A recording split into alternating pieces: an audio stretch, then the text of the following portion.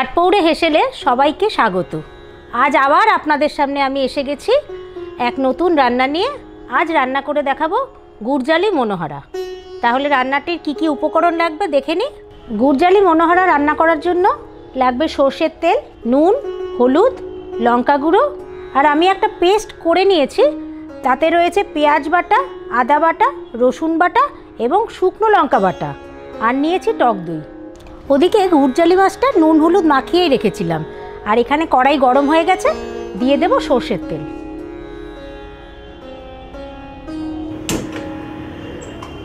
তেল গরম হয়ে গেছে, এবার মাছগুলো ছেড়ে দেব।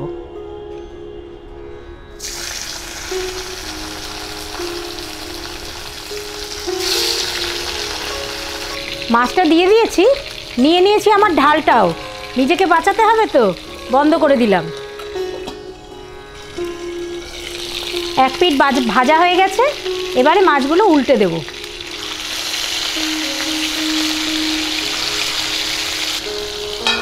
আবার একটু ঢাকা দিয়ে দিলাম।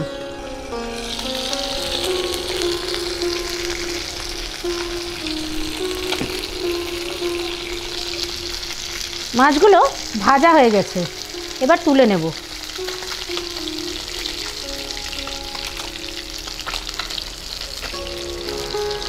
এই তেলের মধ্যেই আমি বাটা মশলাটা দিয়ে দেব।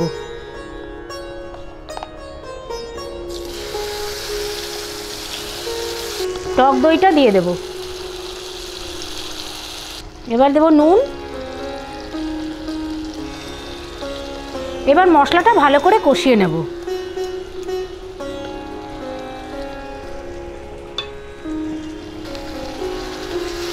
মশলা কষে গেছে, এবার জল দিয়ে দেব।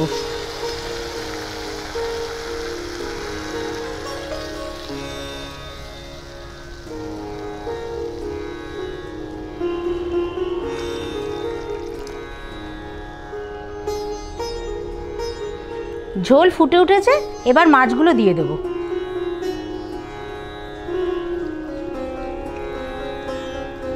এবার ঢাকনাটা বন্ধ করে 5 মিনিট হতে দেব। গুরজালি মনোহরা পরিবেশনের জন্য তৈরি। আপনাদের কাছে একটা বিশেষ নিবেদন আছে। আগামী 1 জানুয়ারি কল্পতরু উৎসব। সেই দিন শ্রী শ্রী ঠাকুরকে স্মরণ করে ওনারই কিছু পছন্দের পদ নিয়ে আসছে আটপৌরে হেসেল।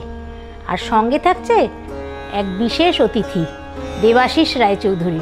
আর প্রথাগতভাবে দুপুর 2টোয় নয়, কিন্তু সকাল 8টায় ভিডিওটি প্রকাশ পাবে। ধন্যবাদ।